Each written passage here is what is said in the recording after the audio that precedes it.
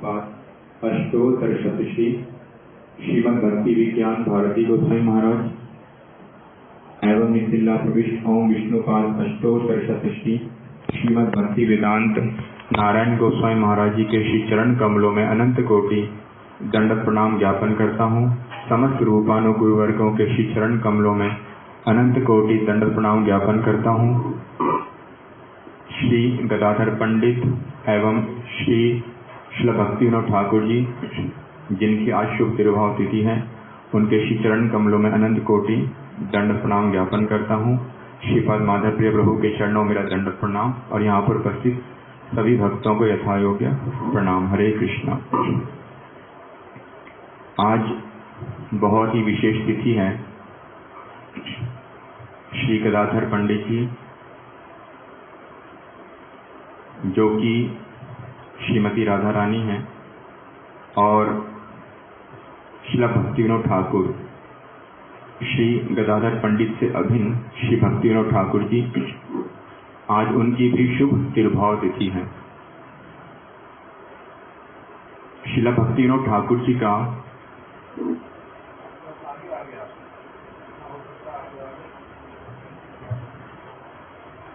गौड़ीय संप्रदाय के लिए अतुल्य योगदान है।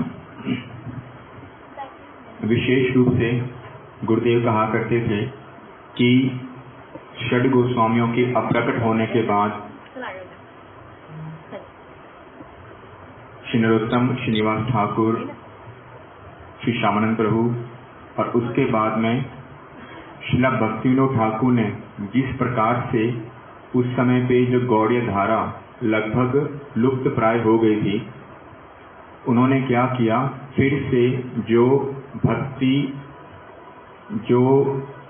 भक्ति रूपी भागीरथी जो गौड़ीय संप्रदाय, उसको उन्होंने फिर से क्या किया, पुनः उसका प्रवर्तन किया। श्रील भक्ति विनोद ठाकुर की बहुत सारी शिक्षाएं हैं। उनके जितने कीर्तन हम लोग श्रवण करते हैं, कीर्तन करते हैं, उनका जो विचार है वो सबका सब उसमें दिया हुआ है। गुरु महाराज जी कहा करते थे कि श्रील भक्ति विनोद ठाकुर जी के कीर्तन और श्रील नरोत्तम दास ठाकुर जी के कीर्तन, ये क्या है, सारे के सारे वेदों का सार है। किंतु भक्ति विनोद ठाकुर जी का जो एक बहुत बड़ा वैशिष्ट्य, वो वैशिष्ट्य क्या है कि उनकी जीवों के प्रति जो दया, जैसे हम लोग सुनते हैं कि दो प्रकार की दया होती है, एक मंदोदय दया और एक अमंदोदय दया। मंदोदय दया होती है कि आपने किसी के प्रति दया की, किंतु वो परमानेंट नहीं होती, टेम्परेरी होती है। कुछ समय के बाद क्या होगा, फिर से उसको उस वस्तु का अभाव होगा। जैसे किसी गरीब व्यक्ति को देख करके आपने उसको खाना खिला दिया, वस्त्र दे दिए, ये दया है। किंतु कैसी दया है, मंद उदय दया। कुछ समय के बाद उसको फिर से भूख लगेगी, फिर से कुछ समय के बाद वस्त्रों की आवश्यकता पड़ेगी, तो ये तो एक दया है। किंतु श्रील भक्ति विनोद ठाकुर की जो दया, वो है अमंदोदय दया। और अमंदोदय दया में भी उनकी सर्वोच्च दया, जिस प्रकार से गुरुदेव वर्णन कर रहे थे कि जीवे दया नामे रुचि सर्वधर्म सार, कि जीवों के प्रति दया, तो हम बहुत प्रकार के उदाहरण श्रवण करते हैं कि जीवों के प्रति कैसी कैसी दया हम लोग, अगर शास्त्रों में बहुत जगह वर्णन आता है कि किस प्रकार से जीवों के प्रति दया की गई अलग अलग समय में। किंतु उन सारी की सारी दया में भी जो सर्वोच्च जो दया है, वो किसकी है, श्रील भक्ति विनोद ठाकुर की। श्रील भक्ति विनोद ठाकुर अपने एक कीर्तन में वर्णन कर रहे हैं स्वयं से ही कि कृष्णेर संसार करो छाड़ी अनाचार, जीवे दया नामे रुचि सर्वधर्म सार। तो यहाँ पे गुरुदेव वर्णन कर रहे हैं कथा में कि कृष्णेर संसार करो, कि भक्ति विनोद ठाकुर जी किसका वर्णन कर रहे हैं, सब जीवों को लक्ष्य करके उपदेश दे रहे हैं कि क्या करो, कृष्ण का संसार करो। कृष्ण का संसार करने का तात्पर्य क्या है कि साधारण रूप में गुरुजी से मंत्र दीक्षा लेकर के उनका चरण आश्रय ग्रहण करके कृष्ण का जब भजन करते हैं तो ये हो गया कृष्ण का संसार। किंतु भक्तिविनोद ठाकुर जी इससे आगे बढ़ करके क्या शिक्षा प्रदान कर रहे हैं कि जिस लौकिक सद्बंधवत भाव को श्रीमन महाप्रभु ने प्रदान किया, क्योंकि महाप्रभु से पूर्व भक्ति थी, किंतु भक्ति रस लौकिक सद्बंधवत भाव के साथ में, रस के साथ में कृष्ण की उपासना, कृष्ण की सेवा, इसका अभाव था। तो चैतन्य महाप्रभु ने इस वस्तु को प्रदान किया। तो उसी प्रकार से श्रीला भक्तिविनोद ठाकुर ने क्या किया, जब ये जो धारा है लुप्त प्राय हो गई थी तो उन्होंने इसका पुनः परिवर्तन किया। किस प्रकार से कृष्ण का संसार करना है कि जिसमें कृष्ण प्रसन्न है। कृष्ण किसमें प्रसन्न है? माता मोरे पुत्र भावे करे न बंधन, अतिहीन ज्ञाने करे लालन पालन। कि जहाँ पे कृष्ण क्या चाहते हैं कि कोई मुझसे माता की तरह प्रेम करे, मेरा लालन पालन करे। सखा शुद्ध सखिए करे स्कंदे आरोहण, कि कोई मेरा सखा बनकर क्या करे, मेरे स्कंद पर, मेरे कंधे पर चढ़े। और प्रिया यदि मान करे करे भत्सन, वेद स्तुति हईते हरे मोर मन।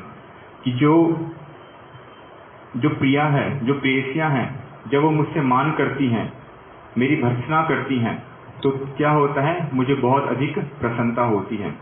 तो कृष्ण संसार, भक्तिविनोद ठाकुर किस वस्तु को प्रदान कर रहे हैं कि कृष्ण का संसार करो, अर्थात कृष्ण के साथ में लौकिक सद्बंधुवत भाव को स्थापित करो।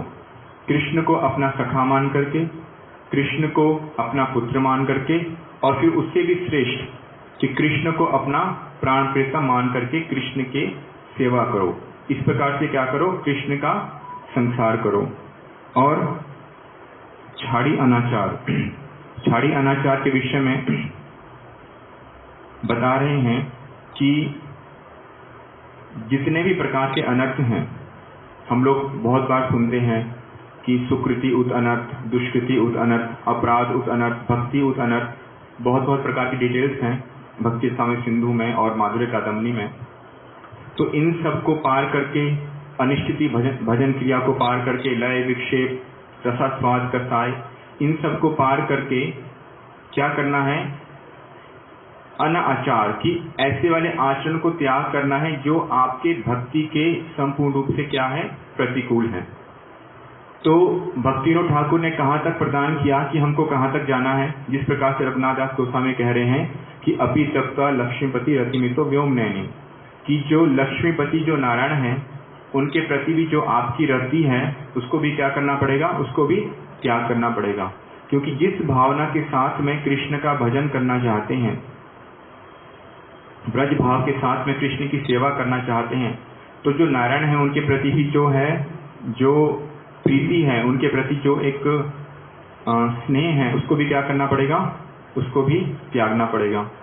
तो वैकुंठ की भक्ति, यहाँ तक कि उसमें महिषियों का ध्यान, द्वारिका ध्यान, इन सबको भी त्याग करके क्या करना पड़ेगा, जो कि विश्वनाथ चक्रवर्ती ठाकुर ने श्री रागवर्ष में चंद्रिका में बताया है कि भाव विरुद्ध भाव, कि जो आपके स्व अभिष्ट, जो आपके भाव है, जिस भावना के साथ में कृष्ण की सेवा करना चाहते हो, उसके जो प्रतिकूल भाव है उसको छोड़ करके क्या करना पड़ेगा, भाव संबंधी कृष्ण के साथ में भावना को स्थापित करना पड़ेगा।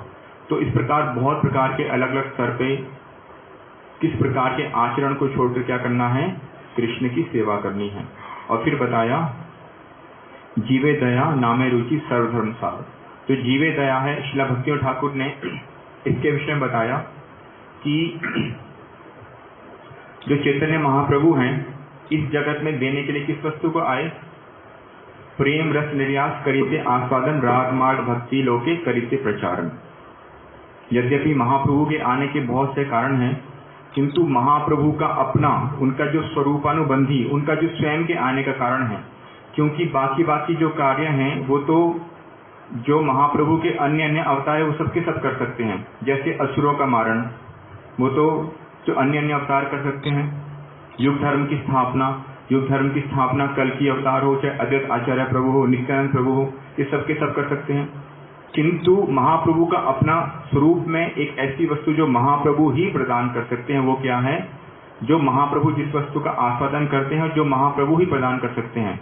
आस्वादन किसका कर सकते हैं कि प्रेम रस निर्यास करीते आस्वादन, कि महाप्रभु श्रीमती राधा रानी के भावों को लेकर के आए, उन भावों का आस्वादन करने के लिए इस जगत में आए। प्रेम रस का निर्यास अर्थात महाभाव, उसका जो महाप्रभु ने आस्वादन किया, जिस श्रेष्ठ वस्तु का महाप्रभु स्वयं से आस्वादन कर रहे हैं, उस वस्तु को तो जगत के जीवों को प्रदान नहीं कर सकते, किंतु उस वस्तु की जो शोभा है, जो सुंदरता, जो श्री है, अर्थात जो मंजरी भाव है, उसको जगत के जीवों को दे सकते हैं।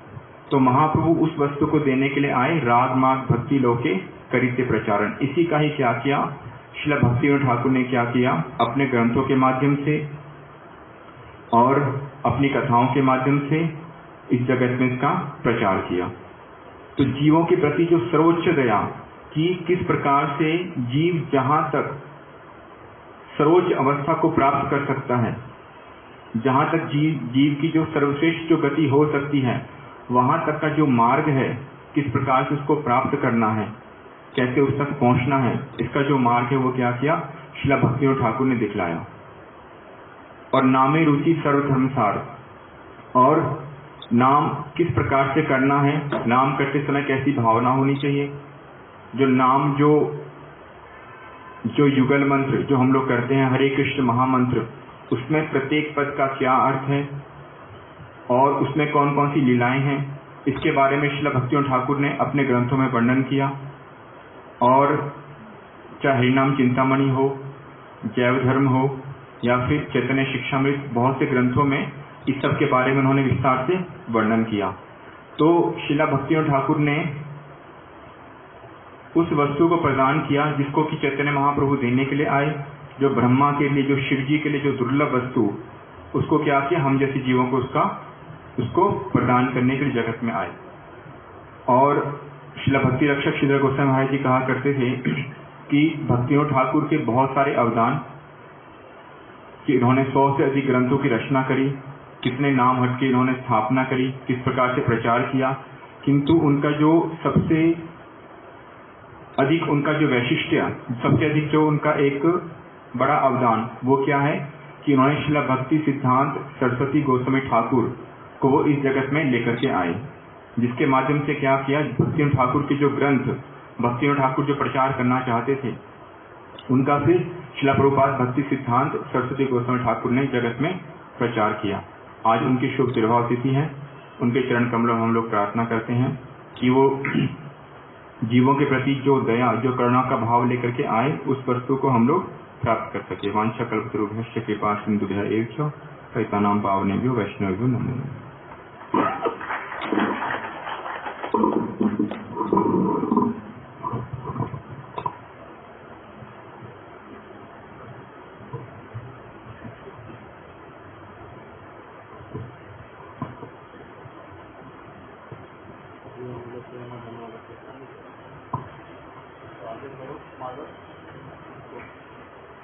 राधिकायै तदालय कृष्णाय कृष्ण भक्ताय तद्भक्ताय नमो नमः। नमो विष्णुपादाय श्रीरूप रघुनाथ पृष्ठाय भूतले श्रीमते भक्ति वेदांत नारायण गोस्वामी इति नामिने। वो है नमो विष्णुपादाय आचार्य सिंह रूपिणे श्री श्रीमद भक्ति प्रज्ञान केशव गोस्वामी इति नामिने। नमो विष्णुपादाय कृष्ण पृष्ठाय भूतले श्रीमते भक्ति सिद्धांत सरस्वती इति नामिने। वांछा कल्पतरुभ्यश्च कृपा सिन्धुभ्य एव च पतितानां पावनेभ्यो वैष्णवेभ्यो नमो नमः। जय रूप सनातन भट्ट रघुनाथ श्री जीव गोपाल भट्ट दास रघुनाथ हे छय गोसाई करी चरण वंदन जाहिते विघ्ननाश विश्व पुरण। श्री कृष्ण चैतन्य प्रभु नित्यानंद श्री अद्वैत गदाधर शिवासादि श्री गौर भक्त वृंद। पंचतत्वात्मकं कृष्णं भक्त रूप स्वरूपकं भक्तावतारं भक्ताख्यं नमामि भक्त शक्तिकम्।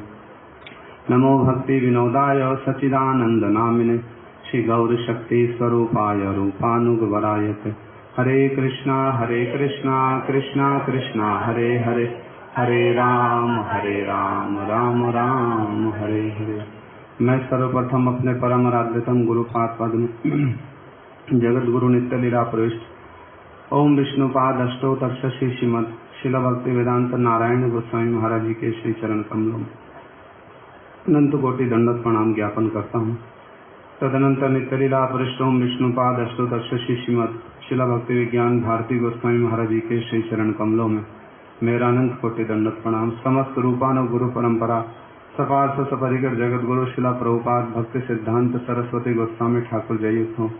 सपार्थ सपरिकर श्री गौरनित्यानंद प्रभु श्री राधा माधव जययुक्त हो। उपस्थित श्रीपाद माधव प्रिय प्रभु अन्य ब्रह्मचारी वृंद वैष्णव इस पावन तिथि पर अपना आत्म कल्याण करने के लिए समुपस्थित श्रोत मंडली सबके चरणों में मेरा यथा योग्य दंडवत प्रणाम। हरे कृष्ण।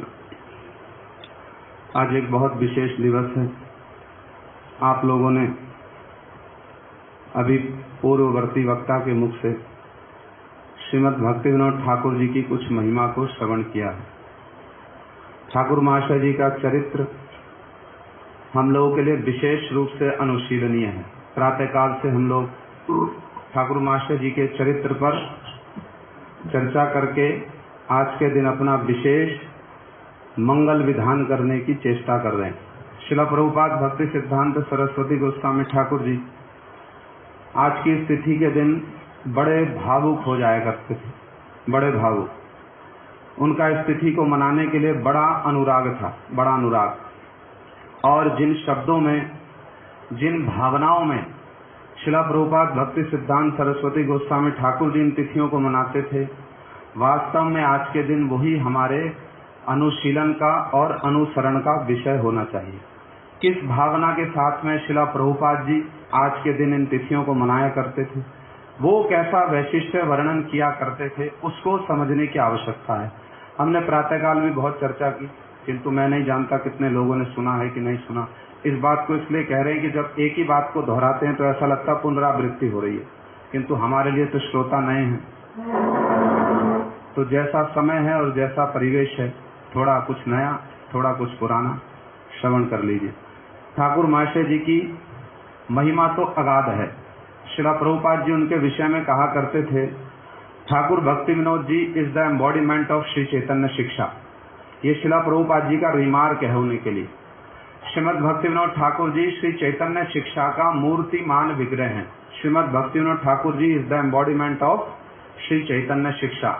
अब हम प्राय ऐसा ही होता है, एक लाइन को सुन लेते हैं बस, है ना, एक लाइन को सुन लिया कि ठाकुर महाशय चैतन्य शिक्षा का मूर्तिमान विग्रह है।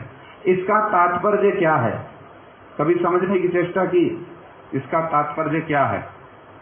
समझने के लिए तो पहले ये समझना पड़ेगा कि चैतन्य शिक्षा क्या है, चैतन्य शिक्षा का वैशिष्ट्य क्या है। अब इतना परिश्रम कौन करे? पहले तो ये समझे कि चैतन्य शिक्षा क्या है, चैतन्य शिक्षाओं का वैशिष्ट्य क्या है, फिर ये समझ में आएगा कि ठाकुर महाशय जी कैसे उनका मूर्तिमान विग्रह हैं। हम प्रातःकाल से चर्चा कर रहे हैं, बार बार सुनते हैं ठाकुर भक्ति विनोद जी ने क्या किया, गौर नाम गौर काम गौर धाम का प्रचार प्रसार किया, इसलिए उनको सप्तम गोस्वामी कहा जाता है। ये इतनी सी ही बात है बस, हैं? इतनी सी बात है ना, इसके भीतर और भी कुछ है। आप लोगों को तो नींद आ रही है। गुरु महाराज जी बार बार कथा में कह रहे सो लो पहले, तकिया मंगा दें। कल परसों ही कह रहे थे कथा में, सो लो पहले, तकिया मंगा दें, तकिया मंगा दें, न बिस्तर लगवा दें, मंगा दें। तो सुनो ध्यान से, बड़े ध्यान से सुनने का विषय है।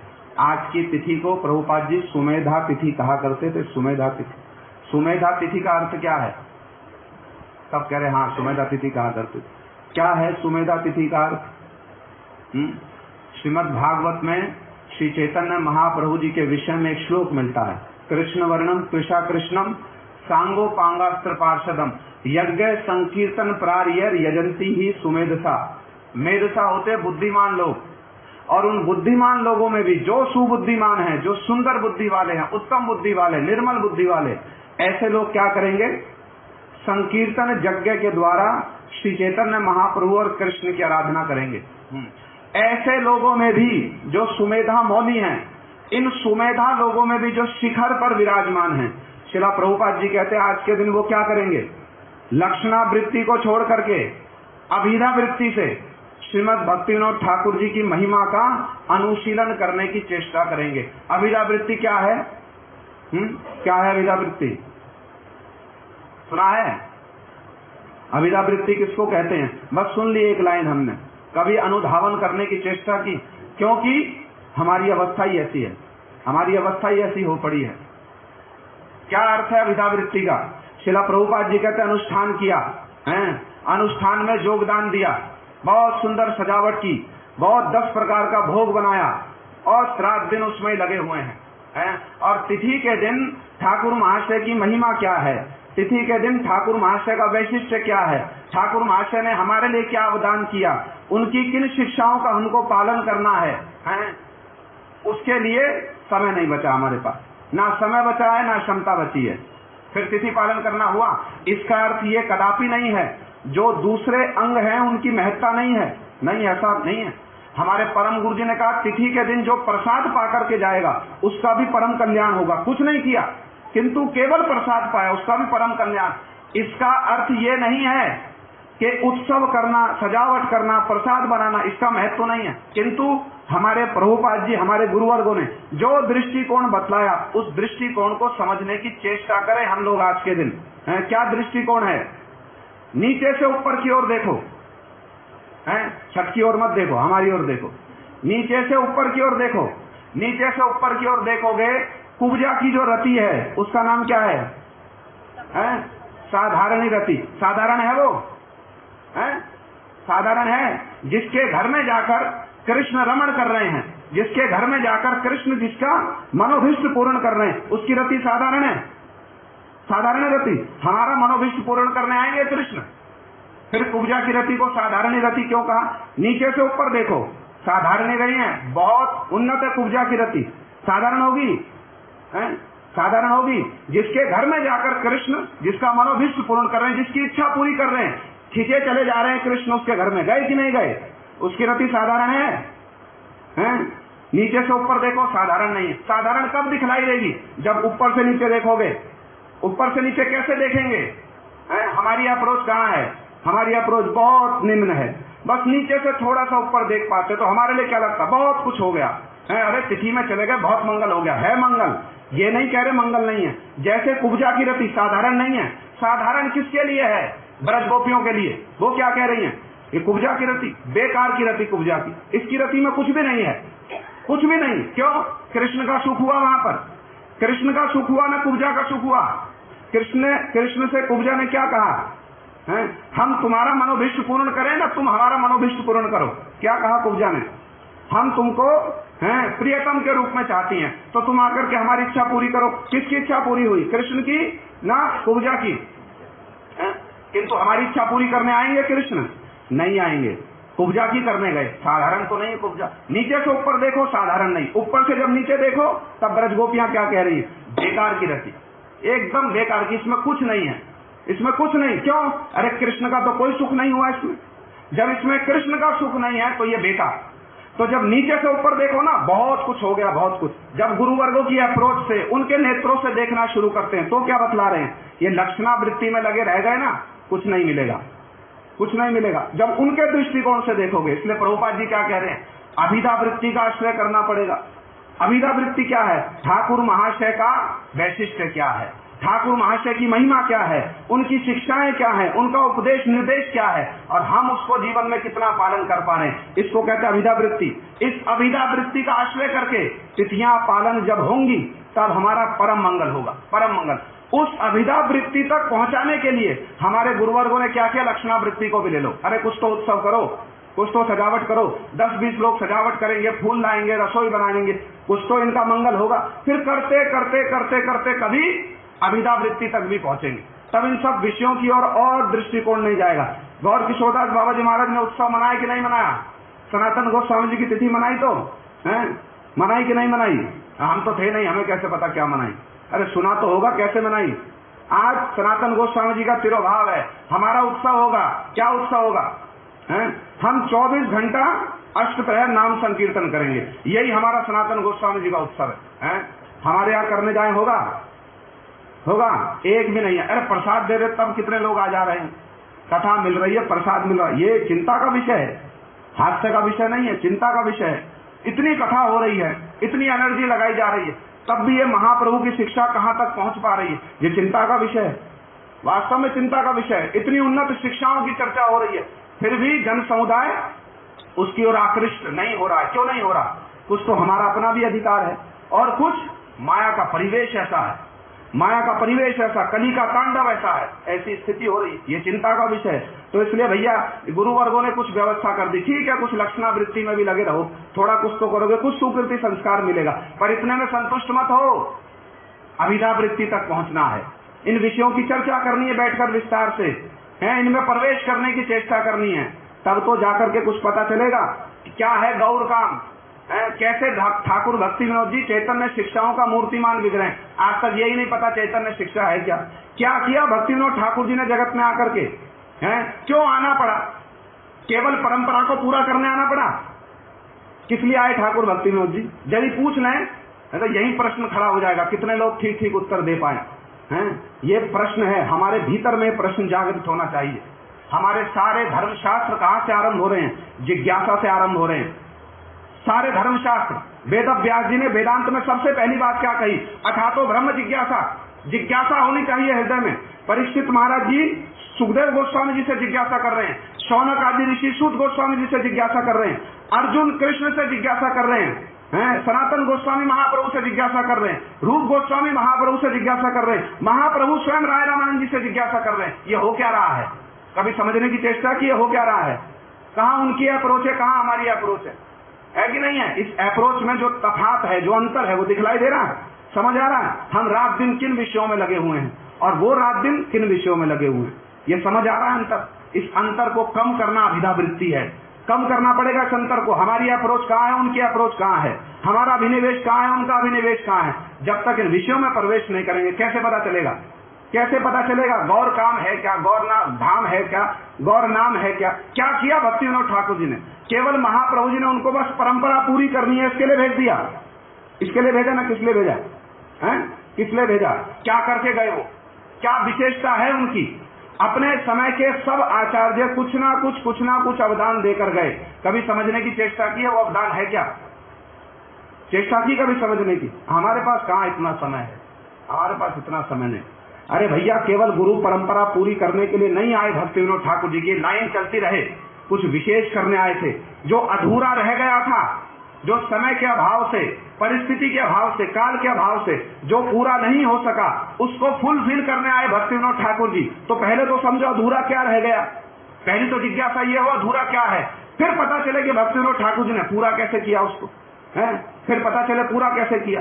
तो जो भी हो, ये विषय है समझने के, जानने के, जिज्ञासा के। प्रभुपाद जी इसी बात को कहा करते थे, लक्षणावृत्ति को छोड़ो, अभिता वृत्ति में प्रवेश करो, अभिधा वृत्ति में जानने की चेष्टा करो वैशिष्ट क्या है। सबसे पहले तो ये जगाने के लिए सब बोलना आवश्यक पड़ता है, जगाने के लिए आवश्यकता है, आत्मा को प्रबोध करने के लिए। उत्कृष्ट जागृत प्राप्त वरा निबोधता सुरस्थ धारा निशिता दुरत्या दुर्गम पते सत कवियो बदंती। हम ही नहीं कह रहे, वेद भी कह रहे, उठ जाओ, जाग जाओ।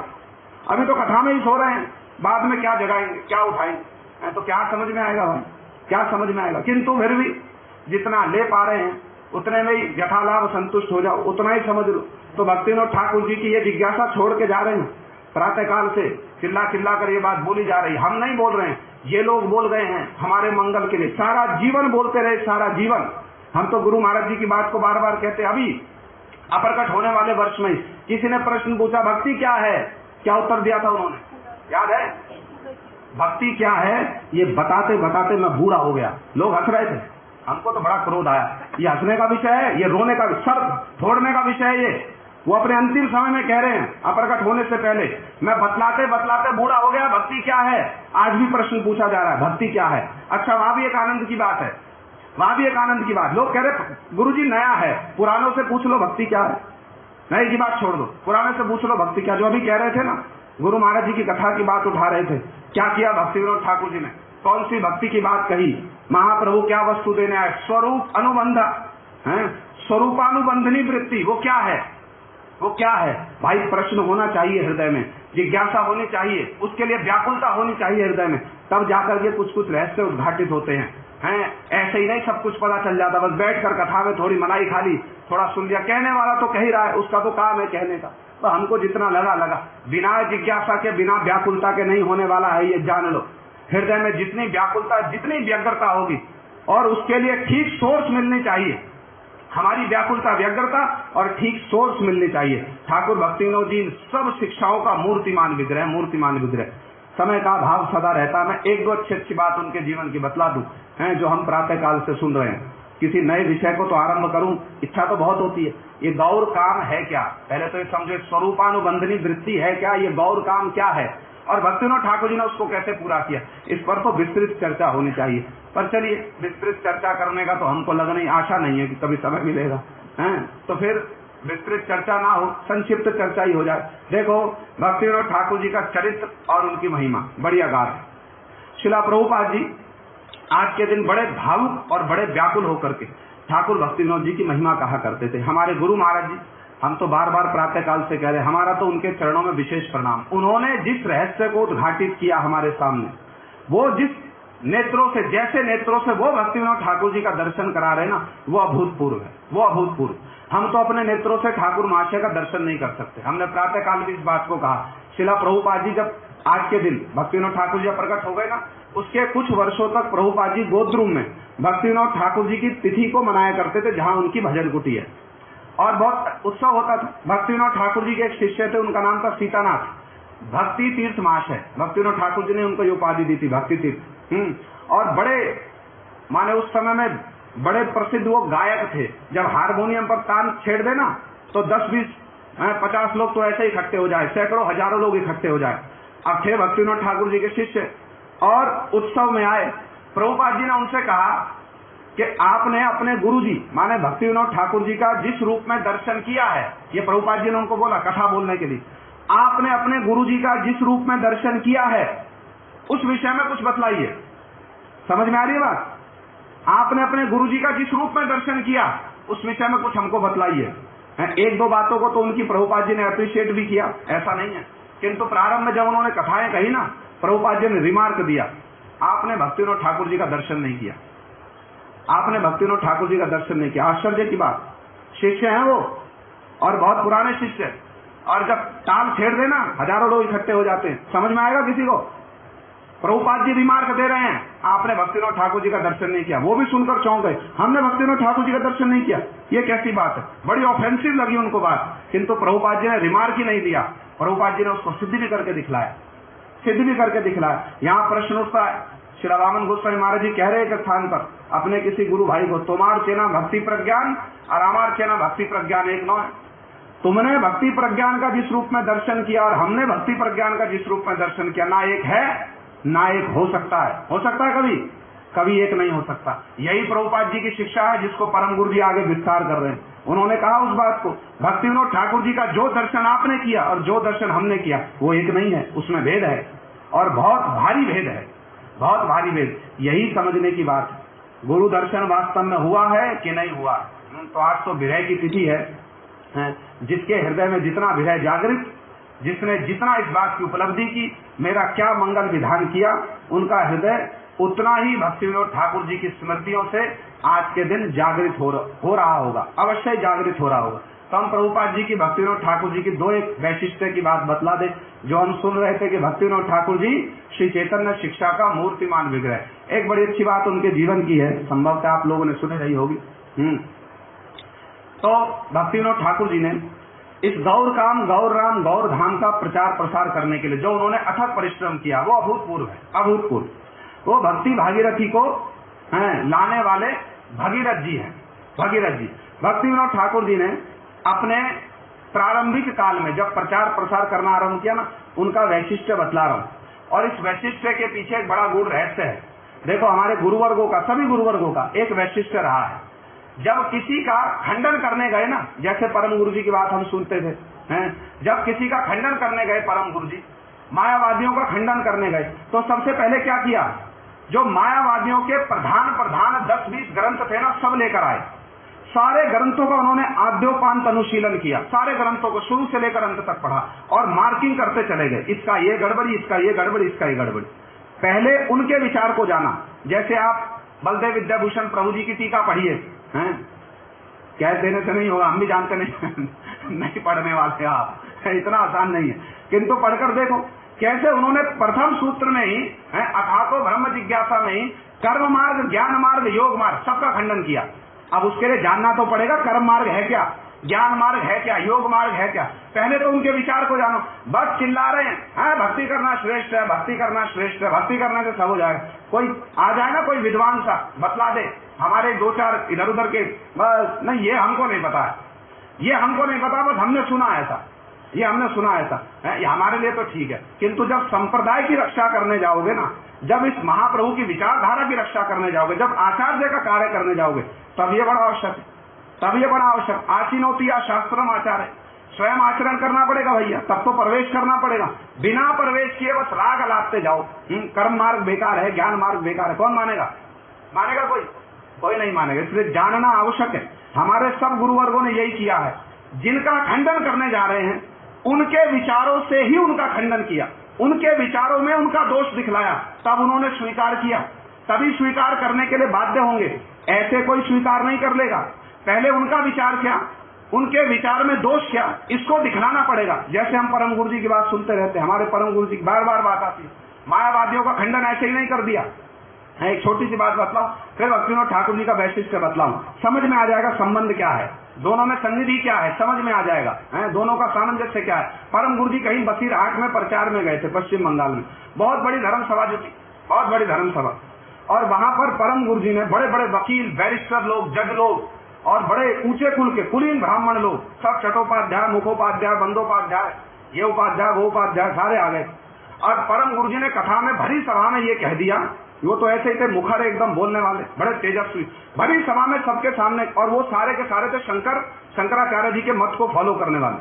परम गुरु जी भरी सभा में कहते, जो शंकराचार्य के मत का पालन करते हैं, जो शंकराचार्य के मत को फॉलो करते हैं, वो सब मोटी बुद्धि वाले, सब मोटी बुद्धि वाले।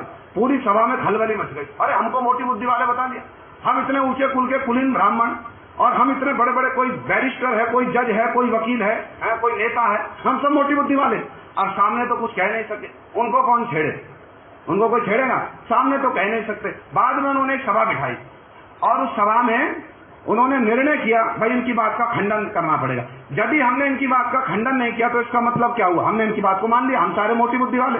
अब मोटी बुद्धि वाले हम, ये कौन स्वीकार करेगा? जो मोटी बुद्धि वाला है ना, उसको भी कह दो मोटी बुद्धि वाला, वो भी स्वीकार नहीं करेगा। नहीं, कुछ अच्छे काम तो हम भी करते हैं, क्यों स्वीकार कर?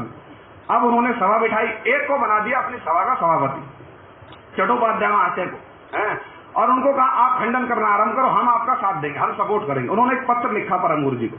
अब उसको तो विस्तार से नहीं बताऊंगा, जो प्रसंग आ रहा है उस प्रसंग की एक बात बतला रहा हूं। पत्र में उन्होंने बहुत सारी बातें लिखी परम गुरु जी को, भैया आपने ऐसा कह दिया, ऐसा कह दिया, ऐसा कह दिया। अब उन्होंने एक बात ये लिख दी परम गुरु जी को पत्र में कि भैया आप शंकराचार्य जी के मत का खंडन करो, बात ठीक है, आप शंकराचार्य को भी नहीं छोड़ते हो, आप तो रात दिन शंकराचार्य जी के ऊपर कटाक्ष करते हो, ये तो अच्छी बात नहीं।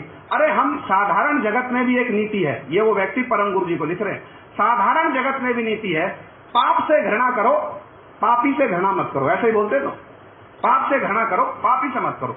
अब बहुत कुछ लिखा, मैं तो बस एक पॉइंट बतला रहा हूँ। कहीं एक बार आ जाना 5-7 घंटे के लिए तो पूरा बतलाएंगे, वो होने वाला नहीं, हमको भी पता है, हम भी अपना मन बहला रहे ऐसी बोल बोल करके, कोई तो मिले सुनने वाला।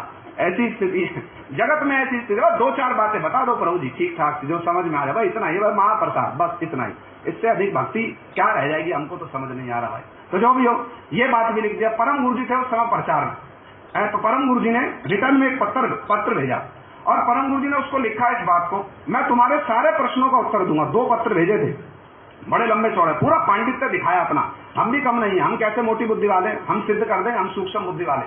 अब एक बात जो लिखी थी ना, पाप से घृणा करो, पापी से मत करो, परम गुरु जी ने उसी की बात को पकड़ लिया। उनको ज्यादा खंडन मंडन नहीं करना पड़ता था, एक आध युक्ति तर्क देते थे, सामने वाला प्रणाम करके चलता बनता था, जी आपसे नहीं लड़ सकते। एक युक्ति थी, पाप से घृणा करो, पापी से मत करो। परम गुरु जी ने उसी बात को पकड़ लिया, और पकड़ करके लिखते, तेरी सारी बातों का तो मैं उत्तर दूंगा, अभी मैं प्रचार में उसको लौटने दे, तेरी सारी बातों का उत्तर दूंगा, तेरे पूरे पत्र को अपनी पत्रिका में प्रकाशित कराऊंगा, और फिर तेरे सारी बातों का उत्तर दूंगा, तेरे को ऐसा दूंगा तू याद करेगा। अब एक ही युक्ति को पकड़ लिया, तू खुद कह रहा है ना, पाप से घृणा करो, पापी से घृणा मत करो। तो तुझको एक उपदेश दे रहा हूं। परम गुरु जी कहते हैं, तेरे घर में साधु संत आते हैं ना, तू उनका सम्मान करता है। अब तेरे गांव में जितने चोर डकैत है ना, जब वो तेरे घर में उनका पूरा सम्मान करियो। क्यों? पाप से घृणा करो, पापी से मत करो। उनके पाप करने के काम को, चोरी करने के काम को, डकैती करने के काम से घृणा कर। उनसे क्यों घृणा कर रहा है?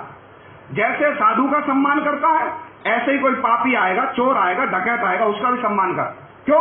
पाप से घृणा कर, पापी से घृणा मत कर। तू ही तो कह रहा ना, पाप से घृणा कर, पापी से घृणा मत कर। सारे पापियों को ला अपने घर में।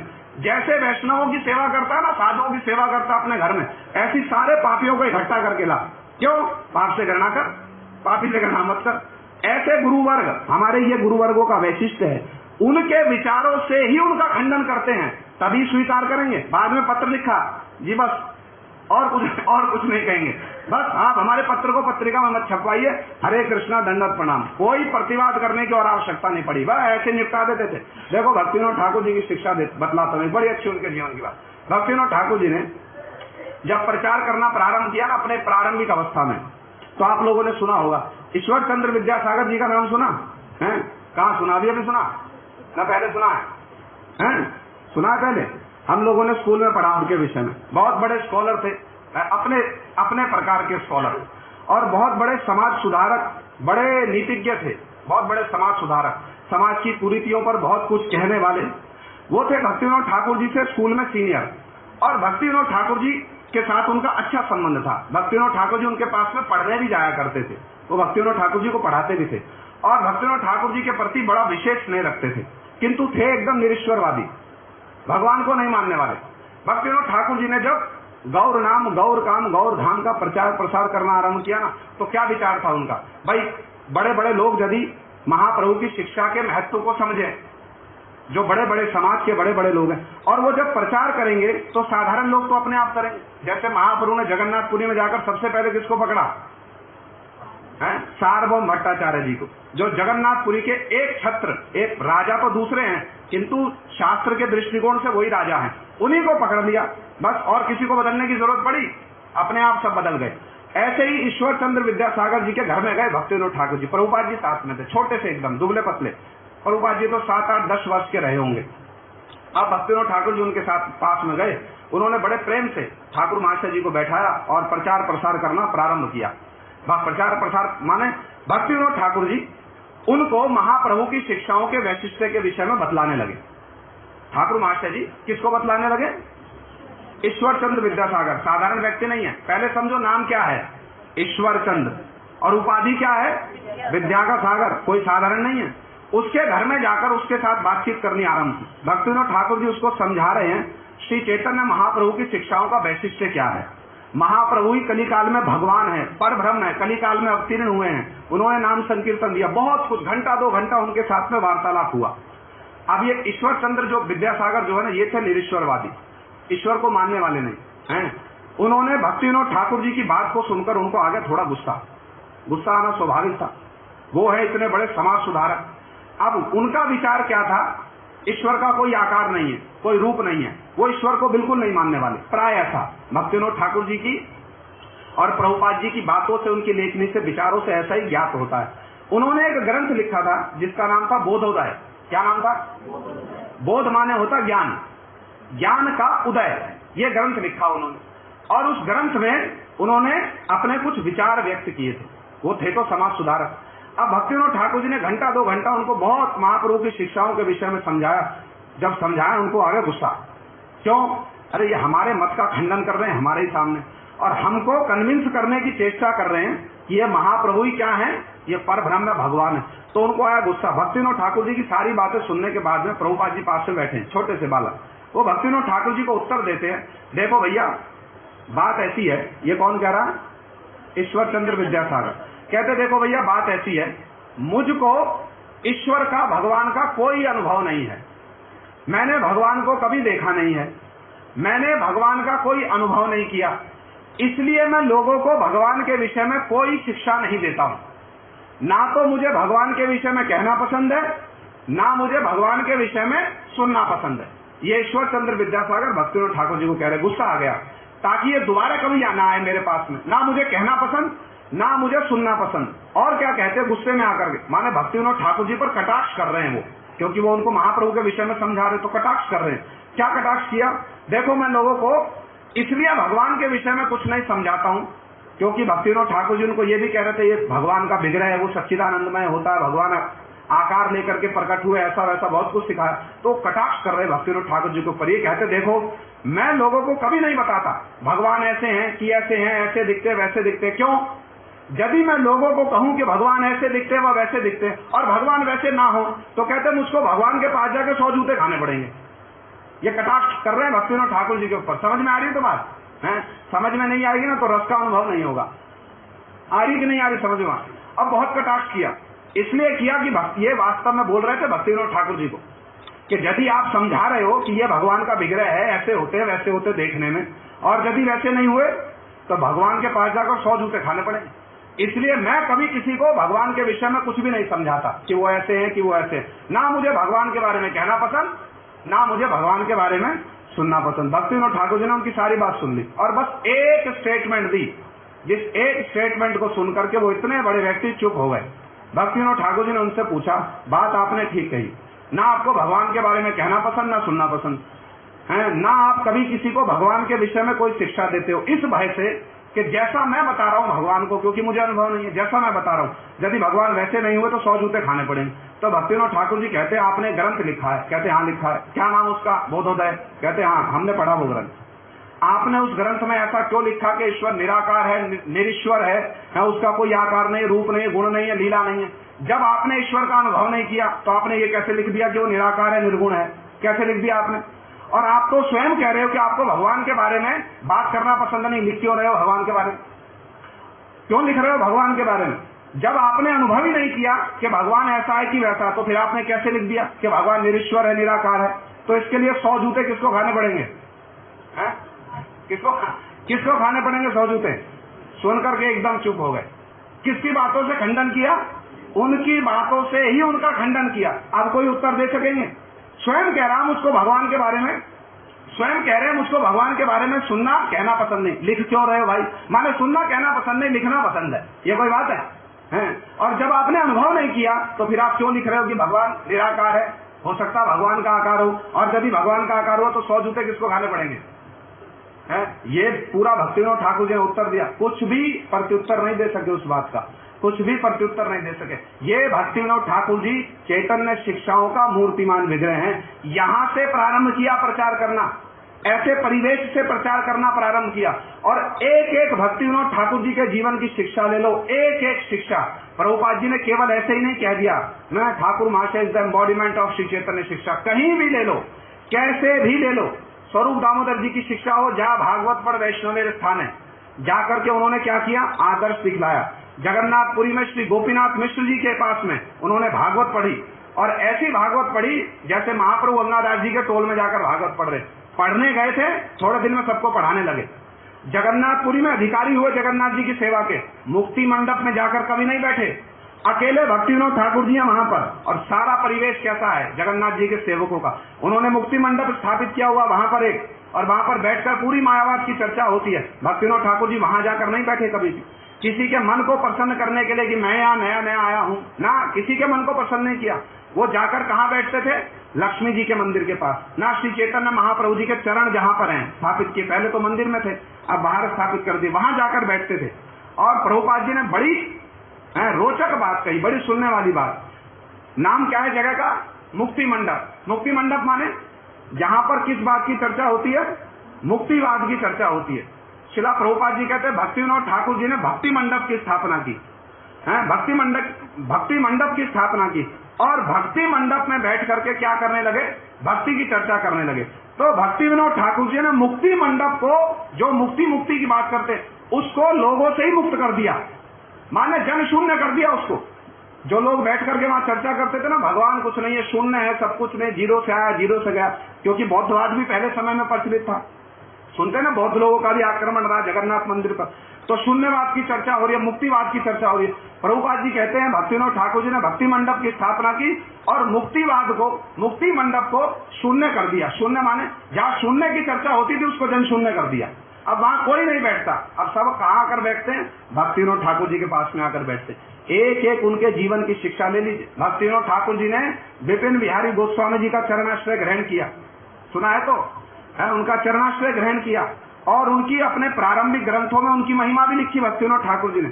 और बाद में देखो उनका आदर्श क्या है। ये हम जैसे लोगों के लिए, आने वाले समय में जो पीढ़ी आएगी जो इस भक्ति धर्म का पालन करेंगे, उनके लिए भक्ति विनोद ठाकुर जी आदर्श दिखला कर गए।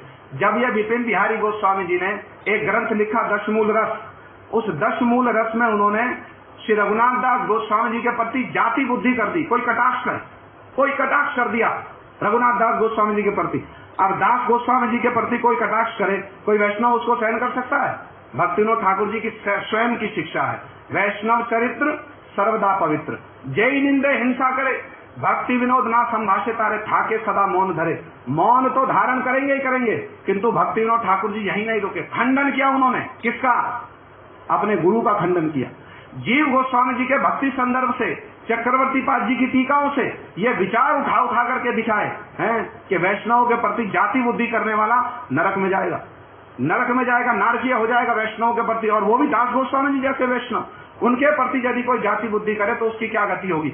लिखा भी, प्रमाणित भी किया और उसके बाद में उनका संग भी परित्याग किया, उनका संग भी परित्याग किया और जाकर श्री जगन्नाथ दास बाबा जी महाराज का चरणाश्रय ग्रहण किया। ये भक्ति विनोद ठाकुर जी वो तो नित्य सिद्ध परिकर हैं, वो हमारे लिए ये महाप्रभु की शिक्षा है। क्या शिक्षा है महाप्रभु की?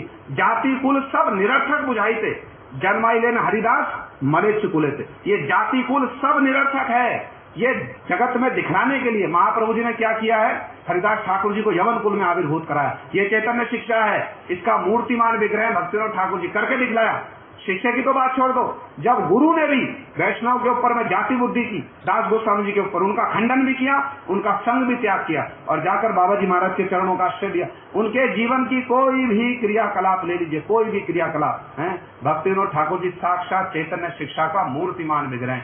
आज उनकी शुभ तिरुभाव तिथि है। हमने तो उनकी अगाध महिमा को, सागर के समान जो महिमा है, उसको तट पे खड़े होकर बस स्पर्श किया है, केवल स्पर्श है ये। भक्ति विनोद ठाकुर स्पर्श भी नहीं है, हमारा अधिकार भी क्या है उस सागर को स्पर्श करने का? हमारा अधिकार भी क्या? इन लोगों ने जो कृपा पूर्वक, जो उनके अनुगत जन प्रभुपाद जी हैं, जो उनके अनुगत जन हमारे गुरुवर्ग, हमारे महाराज जी, इन लोगों ने जो थोड़ा सा हमारा संग करा दिया ना, किसी प्रकार से इनकी अप्रोच से जो थोड़ा सा संग हो गया ना, उसमें इन्हीं की ही महिमा है वास्तव में। तो ठाकुर महाशय जी का चरित्र तो अगाध है, अगाध है। उनके चरित्र की शिक्षा, उनके उपदेश निर्देश कहीं से भी उठा लीजिए, उनके ग्रंथ, एक एक ग्रंथ देख लीजिए। जैव धर्म जो है ना, वेद वेदांत उपनिषद का सार स्वरूप है। हम इस बात को बोलते भी हैं और इस बात को सुनते भी हैं, पढ़ते भी हैं, किंतु ये उपलब्धि करके देखो एक बार। भक्ति विनोद ठाकुर जी ने जैव धर्म में एक विषय को स्थापित करने के लिए, दशमूल शिक्षा देखी है, एक विषय को स्थापित करने के लिए वेद वेदांत उपनिषद, कहीं से भी कोई ग्रंथ ऐसा नहीं मिलेगा, रामायण, इतिहास है, उपनिषद है, पुराण है, सब स्थानों से प्रमाण दिए ठाकुर महाशय जी ने, सब स्थानों से प्रमाण। माने भक्ति विनोद ठाकुर जी की जो सृजनात्मक शक्ति देख लीजिए, क्या जैव धर्म लिखा है, क्या उन्होंने पात्रों का सृजन किया है। हमारे गुरु महाराज जी तो कहते थे ये सब नित्य है। प्रेम प्रदीप उनका ग्रंथ देख लीजिए, क्या योग मार्ग के एक एक विचार को लेकर के भक्ति विनोद ठाकुर जी ने भक्ति का महात्म्य स्थापित किया। क्या उनकी सृजनात्मक शक्ति है, अद्भुत।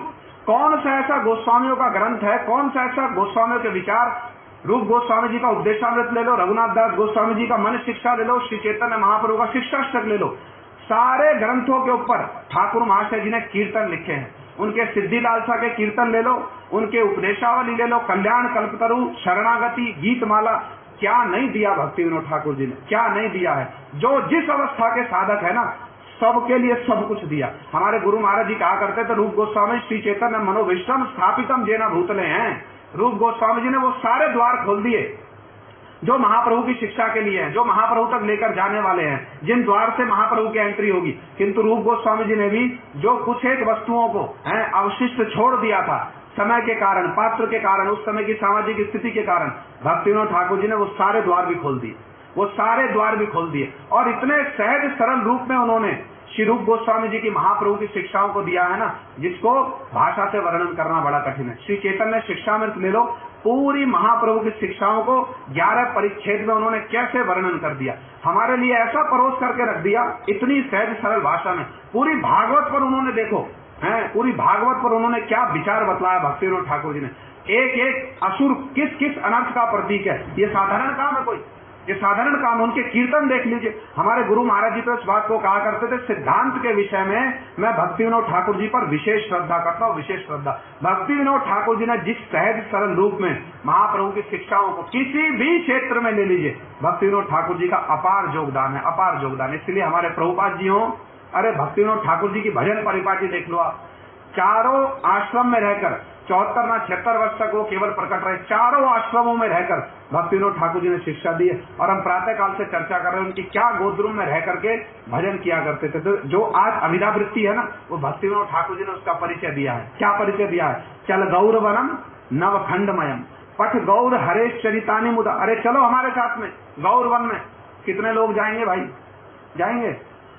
भक्ति विनोद ठाकुर जी कह राधा कृष्ण बोलो, संगे चलो, यही मात्र भिक्षा चाहिए। और विचार बतलाया, चल गौरवनम, चलो हमारे साथ गौरवन, ये नवदीप राधा वन में है, चल गौरवनम नवखंडमयम, ये 9 खंडों से युक्त जो गौरवन, इसमें चलो।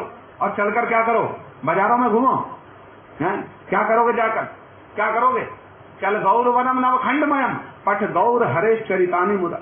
ये महाप्रभु जी के चरित्र का अनुशीलन करो, इतने से भी हो जाएगा? ना ना ना, इसके आगे और बतलाया, स्मर गौर गदाधर केली कलाम भव गौर गदाधर पक्ष चरा। ये भक्ति विनोद ठाकुर जी की शिक्षाओं का सार है, सार। इसलिए उनको क्या कहा गया? स्मर। उनके विषय में क्या कह रहे हैं? स्वयं लिख रहे हैं इस बात को, स्मर गौर गदाधर केली कला। ये क्या है? हमारी चरम सिद्धि की बात, चरम सिद्धि की बात। गौर गदाधर की जो बड़ी मधुर केली कलाएं हैं उनका स्मरण करो। पक्ष गौर गदाधर, भव गौर गदाधर पक्ष चरा, गौर गदाधर के पक्षपाती हो जाओ, माने बस इसी भाव से गौर गदाधर की सेवा करनी। श्रृंगार रस ही सर्वोत्तम है, ये श्रृंगार रस सर्वोत्तम है। लुठ गौर पदांकित गांग कतम भज गोद्रुम कानन कुंज विधम। क्या क्या शिक्षाएं दी है भक्ति विनोद ठाकुर जी ने, अपार उनका चरित्र है। इसलिए उनको गदाधर पंडित जी से अभिन्न बतलाया गया। विशेष गौर शक्ति है, विशेष गौर शक्ति। जैसे गदाधर पंडित जी साक्षात राधा जी हैं, ये साक्षात कमल मंजरी हैं, बड़ी विशेष शक्ति है भक्ति विनोद ठाकुर जी। अगाध अपार उनका चरित्र है भैया। ये तो हमने केवल किंचित का स्पर्श मात्र किया, इतने में ही अल्पमति विस्तरण, यथालाभ संतुष्ट होकर बस इतनी प्रार्थना करो। कभी हमारा गदाधर पंडित जी की भी आज स्थिति है, क्या उनके भाव हमारे गुरुवर्गों ने बतलाए और इन महापुरुष ने इनको विशेष रूप से हम स्मरण करते हैं। हमारे गुरुपाद पद शिला भक्ति वेदांत नारायण गोस्वामी महाराज जी, हमारे रूपानु गुरुवर, इन्होंने जो दृष्टिकोण दिखलाया है ना, इन्होंने जो नेत्र दिए हैं, यदि कोई उन नेत्रों से, उस दृष्टिकोण से भक्ति विनोद ठाकुर जी को, गदाधर पंडित जी को, हमारे महाप्रभु की शिक्षाओं को यदि कोई थोड़ा सा भी समझ लेना, विश्वास कीजिए, और किसी वस्तु में उसकी रतिमति नहीं हो सकती, किसी भी वस्तु में रतिमति नहीं हो सकती। जो इनका दृष्टिकोण, तो इनसे ये प्रार्थना हो इनके चरणों में, आपका जो दृष्टिकोण है, आपने जैसा भक्ति विनोद ठाकुर जी का दर्शन किया, आपने जो कुछ भक्ति विनोद ठाकुर जी की शिक्षाएं हमको कृपा पूर्वक दी हैं, उनमें किसी प्रकार हमारा प्रवेश हो जाए, इस अभिधा वृत्ति को हम अंगीकार कर ले हृदय से। इतना ही गुरु चरणों में भक्ति विनोद ठाकुर जी के प्रभुपाद जी, सगण प्रभुपाद जी, हमारे महाराज जी के चरणों में प्रार्थना। समय अधिक लेने के कारण क्षमा प्रार्थी। गौर प्रेमानंदे हरि हरि।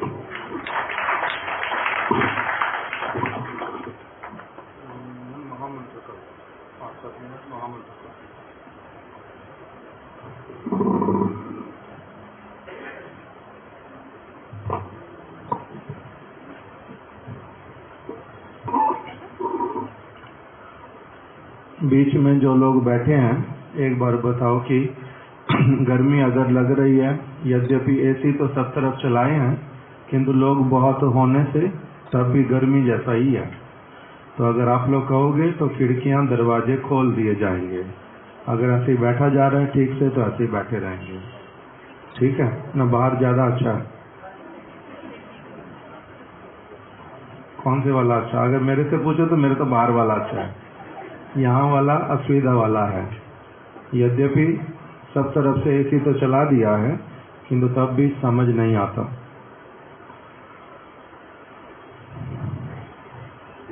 हम लोग जब भी कोई अभी उत्सव करने जाते हैं तो सबसे पहले मन में आता है कि इस दिन उत्सव है, समय कौन से वाला रखें। संध्या के समय हो या फिर दोपहर के समय में हो, कारण जिससे कि भक्त लोग आ सकें ना, सबसे पहले ये वाला।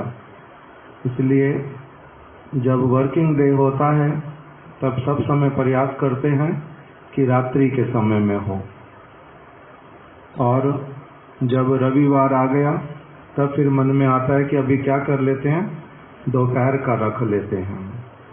तो इसलिए सबसे पहले तिथि देखो पंजिका में, उसके बाद में समय निर्धारित करो।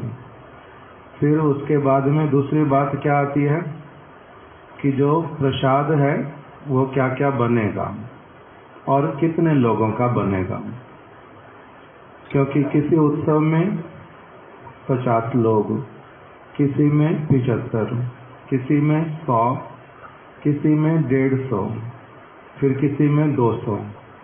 तो इसका जो अंदाजा है वो कौन लगाए और किसके सिर दर्दी है? ये किसकी सिरदर्दी? हमारी का मतलब जो व्यवस्था करने वाले हैं। और अगर 5 लोगों का भी प्रसाद कम पड़ जाए, सुनना किसको पड़ेगा?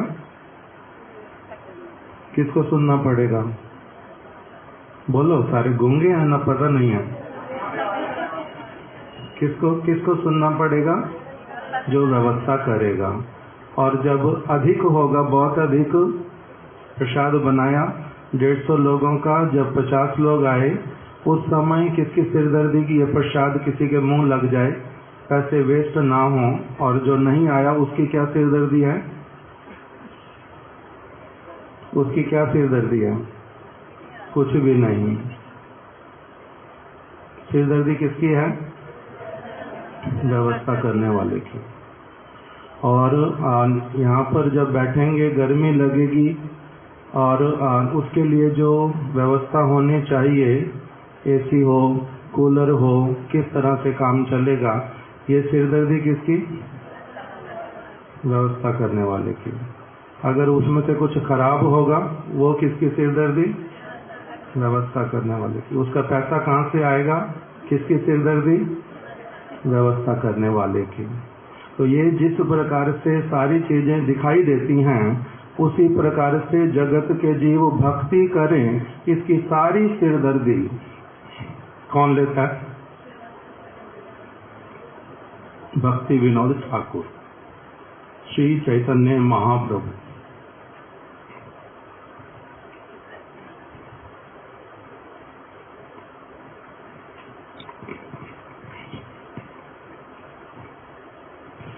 इसीलिए वो लोग सब तरह की व्यवस्था करते हैं। अर्थात एक जीव भक्ति राज्य थे, भक्ति राज्य में किस प्रकार से अग्रसर हो, उसकी चित्त वृत्ति कैसे उन्नत हो, जो वो जिस भी प्रकार का उसका स्तर हो, मानसिक स्थिति हो, उससे वो किस प्रकार से उन्नत हो, उसके लिए वो सब तरह की चेष्टा करते हैं, सब प्रकार की चेष्टा करते हैं। इसलिए उनको कहते हैं आचार्य, इसलिए उनको कहते हैं साधु। सबके लिए कैसे हैं? परोपकारक, वृक्ष की भांति। वृक्ष जैसे सबका मंगल करता है, अपना सब कुछ दे करके, उसी प्रकार से ये जो वैष्णव आचार्य हैं, ये लोग अपना सर्वस्व दे करके क्या करते हैं? सर्वस्व दे करके सेवा करते हैं भगवान की। इसीलिए इनके जो गुण, उन गुणों का बहुत विस्तार से वर्णन करते हैं हमारे गुरुवर्ग। एक गुण बताया भक्ति विनोद ठाकुर जी का। ऐसे तो वैष्णवों के बड़े सारे गुण, जो सद वैष्णव, उनके बड़े सारे गुण। जो व्यक्ति हरि भक्ति करने लगेगा, उसमें फिर क्या आ जाते हैं? एक एक करके भगवान के अधिकांश गुण उनमें प्रकाशित हो जाते हैं, संचरित हो जाते हैं। कृष्णेर सकली गुण वैष्णवे संचारे, भगवान कृष्ण के जो सारे गुण वही हरि भक्ति करने वाले व्यक्ति के हृदय में आ जाते हैं। भागवत का एक श्लोक, उसमें बताया कि यस्यास्ति भक्ति भगवद अकिंचना समासते हरे सर्व, प्रारंभ से बतलाओ। यस्यास्ति भक्ति भगवत अकिंचना सर्व गुणैस्तत्र समासते सुरा, हराव अभक्तस्या कुतो महत गुणम। जो हरि का अभक्त है, जो भगवान का भक्त ही नहीं है, जिनका सब कुछ उन्हीं के साथ में ही, जिसका कोई संबंध नहीं, वो तो चोर है, वो महापापी है, वो दुष्ट है, जिसका सब कुछ उससे लेकर के उसको ठेंगा दिखाने वाला, उनको धोखा देने वाला, उनका अपमान करने वाला, उनको गाली देने वाला, ऐसे वाला व्यक्ति तो क्या कहलाता है? अभक्त। सब कुछ जिनसे लिया, जिनसे मिला, उनको ही ठेंगा दिखाने वाला। इसको तो कोई भी सज्जन व्यक्ति इसका प्रशंसा नहीं कर सकता। दूसरी तरफ से बताया कि जो हरि का भजन करता है, भगवान का शरणागत है, जिनका सब कुछ है, उनके लिए सब कुछ समर्पित करता है, उसी की जो वास्तविक सत्य कथा जो स्वयं पालन करता है, अन्यों को उसको पालन करने का उपदेश करता है, उसको उसमें क्या होता है फिर? हरि के समस्त गुण, भोक्ता गुण को छोड़ करके बाकी सारे गुण उसमें प्रकाशित हो जाते हैं। तो इसलिए उनके गुणों के विषय में बतलाया 26 क्वालिटीज ऑफ अ वैष्णव, भगवान के भक्तों की 26 गुण, जो कि बहुत विशेष विशेष उनको केवल इंगित किया, उसको बताना। जैसे भगवान की हरि अनंत, हरि कथा अनंता, उसी प्रकार से जो हरि के शुद्ध भक्त, उनका भी चरित्र, एक एक व्यक्ति का चरित्र जो है वो ऐसे वाला ही, उनका अनंत महिमा, अनंत महिमा, उसी में उनका एक गुण जो है, अनेक गुणों में से एक गुण को बताया, निरीही। निरीही शब्द का अर्थ क्या किया? कि वो कभी भी आलस्य नहीं करते थे, सब समय कृष्ण की सेवा में, भगवान की सेवा में लगे रहते थे। सारा जीवन एक मुहूर्त भी जिन्होंने कभी भी आलस्य को प्रश्रय नहीं दिया, जिन्होंने अपने लिए कभी कुछ नहीं किया, अपने लिए कुछ नहीं सोचा,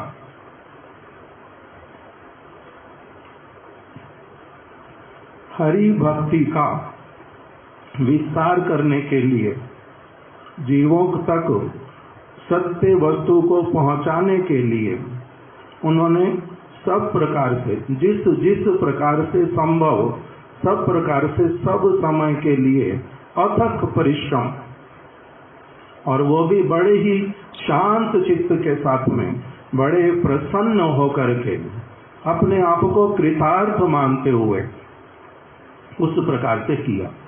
सिरदर्दी मान करके नहीं किया, दुखी होकर के नहीं किया। जो सारा कार्य भगवान की सेवा को वर्धित करने के लिए, उनकी इच्छा को पूरा करने के लिए, महाप्रभु की उनकी इच्छा को पूरा करने के लिए जितना प्रकार का सारा कार्य करना पड़ा, सब कुछ किया, अपने लिए कभी कुछ नहीं किया। और जो सारा किया बड़े शांत चित्त से, प्रसन्न होकर के, अपने आप को कृतार्थ मानते हुए। इसलिए उनको उनका एक नाम क्या दिया? निरीही। कि वो कैसे वाले थे, निरीह थे। ये सारा कुछ हमारे परम गुरुदेव शिला भक्ति प्रज्ञान केशव गोस्वामी महाराज जी ने उनके विषय में लिख करके रखा। उनके 26 गुणों का एक एक करके सारा वर्णन किया। उसमें से बतलाया कि वो कैसे थे, निर्दोष थे। एक वैष्णव का गुण होता है निर्दोष। यद्यपि जो अनाधिकारी व्यक्ति वो उनमें अनेक दोषों का दर्शन करते हैं। चैतन्य महाप्रभु में, श्री कृष्ण में, श्री राम में भी जो अयोग्य व्यक्ति वो उनमें भी दोषों का दर्शन करते हैं। किंतु जिस प्रकार से भगवान निर्दोष होते हैं उनमें कोई दोष हो ही नहीं सकता, स्पर्श कर ही नहीं सकता, उसी प्रकार से ये महत् पुरुष निर्दोष। इसलिए परम गुरुदेव कह रहे हैं प्रातः स्मरणीय ये आदर्श महापुरुष हैं। प्रतिदिन इनकी शिक्षाओं के माध्यम से इनको नित्य प्रति स्मरण करना चाहिए। इनके कीर्तनों के माध्यम से, इनकी वाणी के माध्यम से, इनका चरित्र कैसा, उसी में बतलाने जा रहे हैं कि कैसे निर्दोष हैं। कली पंचक, कली पंचक की दुर्गंध इनके पवित्र चरित्र में कभी प्रविष्ट नहीं हो पाई। कली पंचक क्या होता है? कली के 5 स्थान जो परीक्षित महाराज जी ने कली के आने पर उनको प्रदान किए थे। कौन कौन से वो स्थान हैं? कली पंचक किसको कहते हैं? 5 स्थान जो परीक्षित महाराज जी ने कली को दिए थे। कौन कौन से? जुआ जहां पर खेला जाता है वहां पर आप रहना। दूसरा, जहां पर मदिरा पान करते हैं, जो व्यक्ति मदिरा पान करेगा, जो जन्म, ऐश्वर्य, विद्यावत्ता इत्यादि का जहां पर मद होगा, अहंकार करेगा व्यक्ति, उसी स्थान पर तुम रहना, वहीं तुम घुस जाना, तुम्हें कोई रोक नहीं पाएगा। मद जहां पर होगा, जहां पर जुआ होगा, जुआ मतलब केवल मात्र सट्टेबाजी नहीं, सट्टेबाजी जहां होगी वहां भी कली प्रवेश कर जाएगा। और जहां पर एक व्यक्ति अपने जीवन के ऊपर दाव लगाएगा वहां पर भी कली प्रवेश कर जाएगा। जहां सोच विचार के काम नहीं करेगा, केवल जो होगा देखा जाएगा, ऐसे सारे स्थानों को कहते हैं जुए का स्थान। वहां पर कली घुस जाता है। तीसरा, जुए का स्थान दूसरा बताया जहां पर मद है, मदिरा इत्यादि। और तीसरा स्थान सोना, 5वां, जहां पर अवैध स्त्री संग, जहां पर इंद्रिय तर्पण का कामना, अपनी पत्नी के साथ में भी अत्यधिक केवल मात्र दैहिक आसक्तियां, भोग की वृत्ति, भगवत भजन जिसमें केंद्र है ही नहीं, उस सारे स्थान को भी क्या कहा? कली का स्थान। चौथा, मांस इत्यादि ग्रहण करना, मांस मछली, प्राणियों को हिंसा करना, पापमय क्रिया करना, ये कली का स्थान। और जहां पर स्वर्ण, सोना, सोना मतलब जहां पर केवल मात्र जागतिक वस्तुओं को अपना बड़ा बना करके समझना कि मैं अपना सारा बहुत अच्छा काम कर रहा हूं। ये 5 कली के स्थान, इनको कहा कली पंचक। तो इसके लिए परम गुरुदेव कह रहे हैं कि ये ऐसे निर्दोष महापुरुष जिनको कली स्पर्श नहीं कर पाया। कली पंचक, 5 ये वाली वस्तुएं, मद, इनका ये कितने बड़े विद्वान थे, इनके 100 ग्रंथों की रचना से पता चलता है। इनका जो पद था वो कौन सा था? डिस्ट्रिक्ट मैजिस्ट्रेट का। और दूसरा उसको नाम देते हैं बैरिस्टर थे वो। तो ये ऐसे उच्च पद पर रहने पर भी, बहुत प्रौढ़ विचार वाले होने पर भी, परम भक्त होने पर भी इनको किसी प्रकार के जागतिक अहंकार ने स्पर्श तक भी कभी नहीं किया था। मद, नशे में चूर हो जाना, नशा इनको कभी हुआ ही नहीं।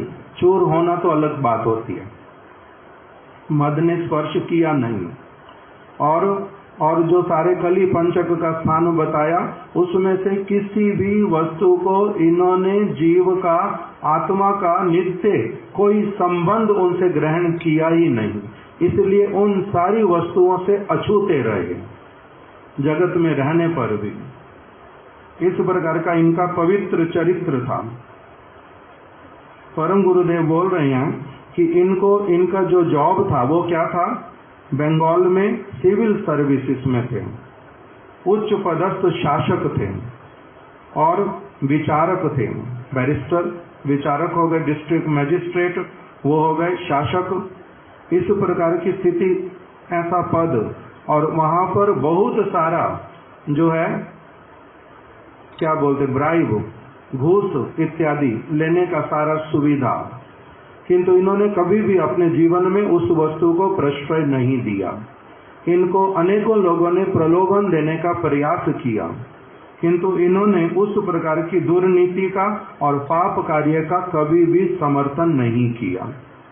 भगवत भक्ति करने पर इस प्रकार की सारी वृत्तियां भी जो हैं वो एक व्यक्ति में कैसी होती हैं, जागृत होती हैं कि मेरे को पापमय क्रिया नहीं करनी, मेरे को दुर्नीति वाला कार्य नहीं करना।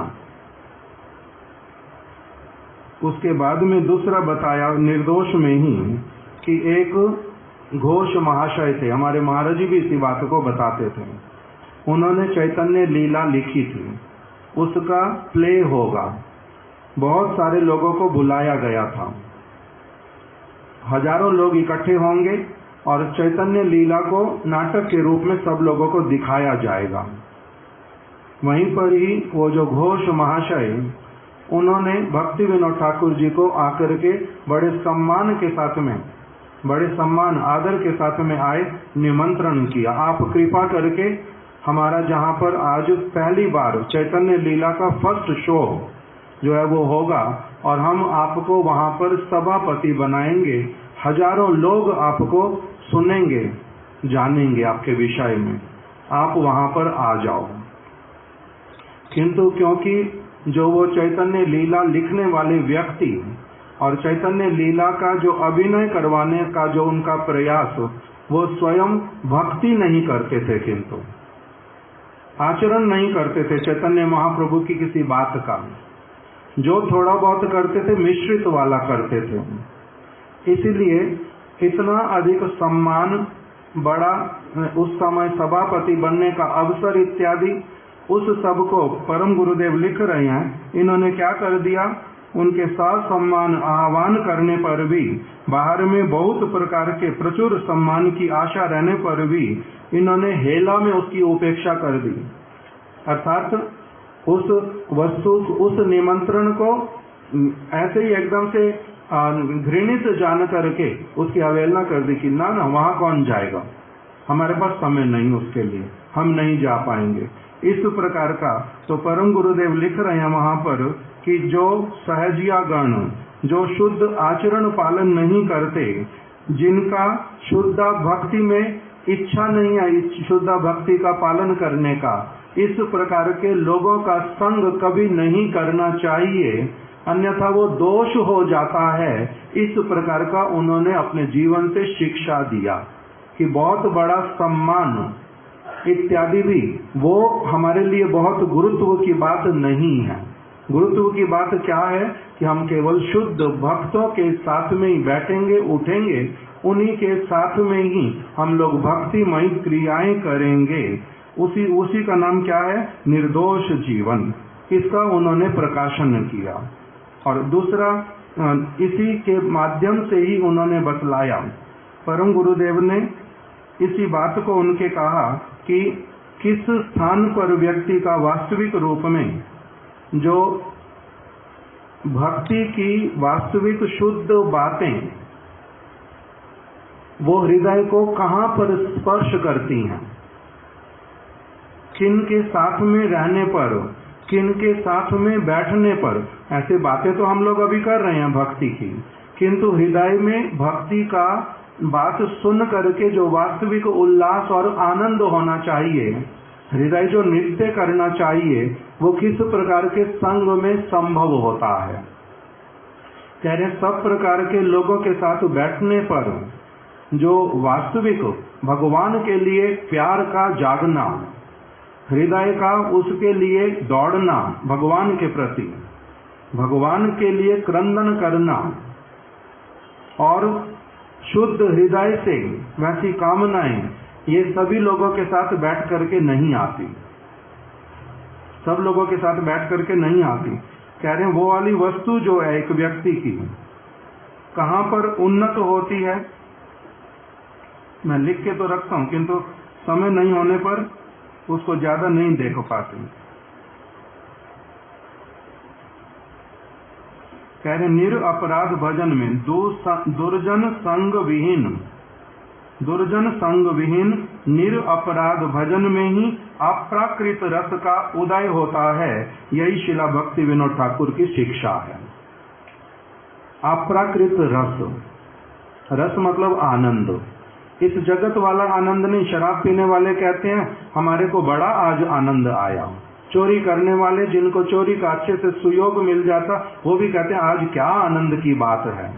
किसी को किसी लड़की के प्रति प्रेम था, वो उसके पास में आज आ गई मिलने के लिए, वाह क्या आनंद है। इस प्रकार का जो आनंद, उसका नाम जड़ीय आनंद, क्षणिक आनंद, तुच्छ आनंद, घृणित आनंद, उस आनंद की बात यहाँ पर नहीं कर रहे। कह रहे अप्राकृत आनंद, जो वास्तविक आनंद, नित्य आनंद, आत्मा वाला जो आनंद, वो वाला आनंद कहाँ पर उदित होता है? अप्राकृत रस। कह रहे हैं जब एक व्यक्ति दुर्जन संग को संग से विहीन होता है, दुर्जन का संग नहीं करता, दुर्जन संग विहीन हो जाएगा और फिर जो भजन करेगा वो भी कैसे वाला? निरअपराध भजन। दुर्जन संग विहीन होगा व्यक्ति, फिर निरअपराध होके भजन करेगा, तब उस समय क्या होगा? हृदय में अप्राकृत रस का उदय होगा, अन्यथा नहीं होता। तो इस प्रकार का शिला भक्ति विनोद ठाकुर जी ने अपना जीवन जो है सारा ऐसे वाला ही रखा था। दुर्जन संग उन्होंने कभी भी नहीं किया, उसको कभी प्रश्रय दिया नहीं, दुर्जन संग से सब समय रहित और निरअपराध भजन। इसलिए उन्होंने नाम अपराध, सेवा अपराध इत्यादि का, वैष्णव अपराध का बड़ा सुष्ठु रूप में पुनः पुनः पुनः पुनः उसका वर्णन किया कि निरअपराध भजन करना है और दुर्जन संग विहीन होके रहना है, अप्राकृत रस का आस्वादन करना है। उसके लिए वो वस्तु यदि एक व्यक्ति को प्राप्त हो तब तो भजन हुआ, नहीं तो कहाँ हुआ। इसलिए उनके लिए बताया कि वो कैसे थे? निरीह थे। काय मनोवाक्य से, शरीर के द्वारा, मन के द्वारा, वचन के द्वारा सब समय परम गुरुदेव तो कितना विशेष रूप में वर्णन करते हैं कि सर्व अवस्थाएं, सभी अवस्थाओं में, बाल्यावस्था, युवावस्था, प्रौढ़ावस्था, वृद्धावस्था, अथवा किसी भी आश्रम में वो क्यों नहीं रहे, कोई भी काम उन्होंने क्यों नहीं किया, सभी अवस्थाओं में उन्होंने सब समय, सकल समय, सभी अवस्थाओं में सभी समय हरि की सेवा के लिए चेष्टा युक्त रहे। अपने किसी भी इच्छा की पूर्ति के लिए नहीं, भगवान की चेष्टा के लिए, भगवान की सेवा के लिए सब समय चेष्टाएं की। और भगवत सेवा चेष्टा रहित होकर के वो कभी भी नहीं बैठे। भगवत चेष्टा, भगवत सेवा चेष्टा रहित होकर के वो कभी भी नहीं बैठे। उस प्रकार का हरि नाम करना जो अपने लिए होता है, उस प्रकार का शास्त्र का अध्ययन करना जो अपने लिए होता है, किसी भी प्रकार के अपने स्वार्थ के लिए होता है, उसको उन्होंने कभी भी नहीं किया। इसलिए परम गुरुदेव कह रहे हैं उनका नाम है निरीह। उन्होंने साधु संघ की प्रणाली की शिक्षा दी। साधु संघ करते कैसे हैं, साधु कहते किसको हैं, इस साधु संघ की प्रणाली की भी शिक्षा दी। जो कोई भी व्यक्ति साधु नहीं है, कह रहे साधु को यदि कोई असाधु माने, जैसे कृष्ण को बहुत सारे लोग भगवान नहीं मानते, तो इससे किसका दोष होता है, किसका किसकी हानि होती है? कृष्ण भगवान है, भगवान को भगवान नहीं मानने से हानि किसकी होती है? एक व्यक्ति अपनी हानि करता है। इसी प्रकार से जो व्यक्ति साधु है उसको यदि मैं साधु नहीं देख पाता अपने केवल लिमिटेड दृष्टिकोण के कारण, तो इसका अर्थ क्या होगा? हानि किसकी होएगी? मेरी अपनी होएगी। तो इसलिए उन्होंने इस वस्तु के लिए बड़ा ध्यान दिया कि मेरे को अच्छी तरह से पहले ये समझना है कि साधु कौन, असाधु कौन, साधु के लक्षण क्या, असाधु के लक्षण क्या। और मेरे को तभी तो मैं क्या करूंगा? साधु का संग करूंगा और असाधु से दूर रहूंगा। नहीं तो मैं किसी को भी साधु मान लूंगा या फिर कभी होगा साधु को असाधु मान बैठूंगा। इस प्रकार का सारा उन्होंने क्या किया? इच्छा करके सत्संग में कृष्ण अनुशीलन करना है मैंने, इस प्रकार का उन्होंने दृढ़ व्रत लिया था पूरे जीवन का कि मेरे को सत्संग में भगवान कृष्ण का अनुशीलन करना है, अर्थात कृष्ण के विषय में जानना, समझना, उनसे संबंध बनाना, उनकी सेवा करना, उनके प्रति आगे बढ़ते जाना, उनकी कृपा मेरे प्रति कैसे हो उसके लिए सब समय चेष्टा करना। ऐसे वाला कृष्ण अनुशीलन किया उन्होंने सब समय साधु के संग में रह करके। फिर परम गुरुदेव ने लिखा कि वो कैसे थे? शांत थे, अकाम थे।